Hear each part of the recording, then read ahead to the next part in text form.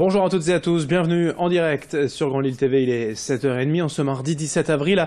Avant toute chose, vos conditions de circulation ce matin en direct, en temps réel. Le mardi, c'est souvent la matinée la plus compliquée de la semaine et vous le voyez, il y a déjà du monde et des ralentissements sur la 25, la RN41, la 1, la 23, la rocade nord-ouest vers Ouascal. Soyez prudents et patients au volant. Heureusement, ce matin, la météo est avec vous, un temps en clair et dégagé. Un beau temps quasiment estival, franchement, pour aujourd'hui et pour cette semaine d'ailleurs. Cet après-midi, 19 à 20 degrés de prévu sous le soleil, à part quelques légers voiles nuageux ce matin, on profitera vraiment du ciel bleu. Vraiment un avant-goût d'été dont on va profiter durablement. 3 ou 4 prochains jours d'ailleurs. Des pics à 25 voire 26 degrés sont annoncés ce jeudi. On ne manquera pas bien sûr d'en reparler d'ici là avec les prévisions complètes de la chaîne météo juste après ce journal. Dans l'actualité, tout d'abord au chapitre social, depuis presque une semaine, plusieurs salariés du CHU de Lille sont en grève à l'appel de la CGT. Hier, vous le voyez sur ces images, ils étaient une trentaine à manifester devant l'Institut Gernerieux. Ils sont ensuite intervenus dans une réunion de la direction pour tenter de discuter avec le directeur général du CHU, mais ce dernier s'est alors réfugié dans son bureau. Il a fini par proposer un entretien prévu ce soir à 19h. Les salariés grévistes revendiquant entre autres le remplacement de toutes les absences, la création d'un poste de médecin d'accueil et d'orientation ou encore la présence d'une hôtesse d'accueil 24h sur 24 aux urgences. Des demandes pour l'instant refusées par la direction selon les grévistes. Alexis Tessier a rencontré une responsable syndicale CGT.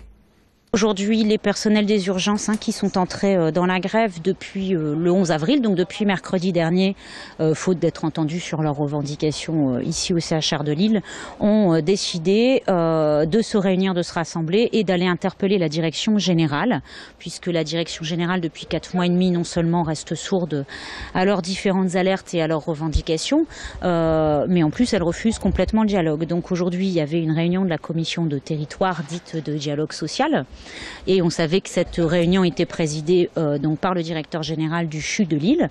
Donc, faute d'avoir un directeur général qui nous reçoive ou qui vienne à la rencontre des personnels, les personnels sont allés à sa rencontre.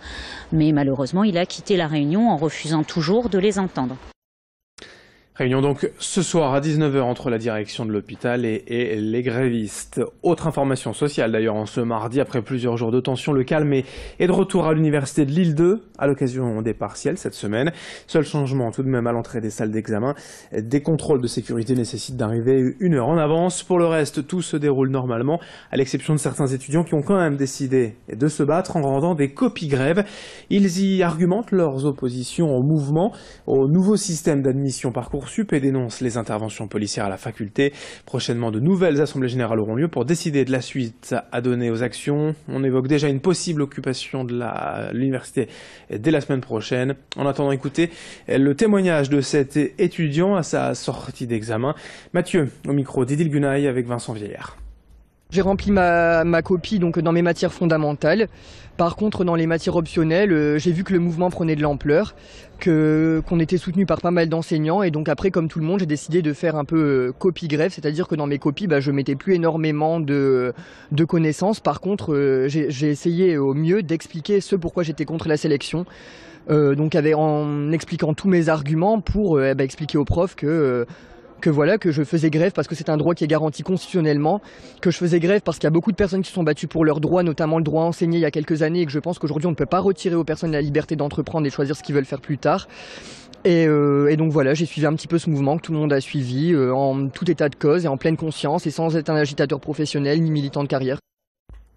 Notez aussi que demain et jeudi, 2 nouvelles journées de grève sont prévues à la SNCF et de nouvelles perturbations de circulation sont à craindre dès ce soir. D'ailleurs, les cheminots étant appelés à débrayer dès 20h, comme d'habitude, toutes les infos sur internet ter.sncf.com ou encore sur l'application SNCF.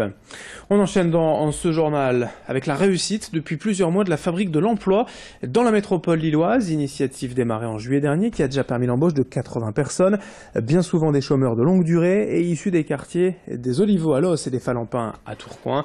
Embauchés en CDI mais avec des emplois du temps variables, ces salariés ont la possibilité de travailler en maraîchage, dans une ressourcerie, un garage ou bien encore sur ces images dans une épicerie solidaire. Ici par exemple, 14 personnes ont été embauchées, soit à temps partiel, à temps complet. Mais aujourd'hui, près de 150 personnes sont tout de même encore sur liste d'attente pour travailler avec la fabrique de l'emploi. L'objectif serait bien sûr de tous les embaucher. L'une de ces employées, Elisabeth Moulier, a répondu aux questions de Brieux-Gorcher. À mon âge, je vais vous dire franchement, j'ai 55 ans et je pensais jamais retrouver un travail. Voilà. J'ai travaillé 32 ans dans une société, je me suis investie à fond et puis quand je me suis retrouvée, j'étais licenciée, pas abusivement, mais pour un problème de maladie professionnelle. Et donc je pensais jamais retrouver un travail à 53 ans. Et donc là, ça fait 2 ans que je suis investie dans le projet et voilà. Je me suis investie complètement et voilà, j'ai retrouvé une place et je suis fière. Je suis fière d'avoir cette place et de continuer le projet et d'autres projets qu'on a derrière. Dans ce journal également du sport, du volleyball précisément, puisque Tourcoing joue ce soir à Chaumont le match d'appui décisif des quarts de finale des playoffs. Après une victoire dans la Marne la semaine dernière, mais une défaite à domicile ce week-end. Les deux équipes sont donc à égalité et vont se départager ce soir. À chaque fois, les rencontres sont allées en 5-7, alors nul doute que l'affrontement sera encore très serré. Pour Tourcoing, promu, je vous le rappelle, cette saison en Liga, se qualifier en playoffs, c'était déjà une très belle performance, alors éliminer Chaumont, champion de France en titre tout de même, serait un exploit, mais les Tourquenois l'ont déjà fait. C'était en finale de Coupe de France il y a quelques semaines. Rendez-vous ce soir à 20h pour ce match décisif et demain matin dès 7h pour le résultat du match. On écoute l'entraîneur du TLM Tourcoing, Igor Juricic, au micro de Vincent Vieillard. On ne s'entraîne pas pour les défaites, on s'entraîne pour les victoires. Après, notre adversaire, il est fort. On connaît bien, il nous connaît bien. On rentre dans une phase où il n'y a pas beaucoup de secrets, on se connaît bien. Le play-off, c'est plutôt la période où on joue beaucoup sur mental, physique et sur l'agressivité. Les matchs deviennent très durs. Ça va certainement, ça peut être chaque match de 5-7 et je pense que le challenge mental, ça va être beaucoup élevé. Le TLM Tourcoing à Chaumont, en match d'appui des quarts de finale de play-off de volleyball, c'est ce soir à 20h, le résultat bien sûr demain matin dans nos éditions matinales. Avant de se quitter, un coup d'œil aux conditions de circulation ce matin en direct, en temps réel, 7h37 en ce mardi 17 avril.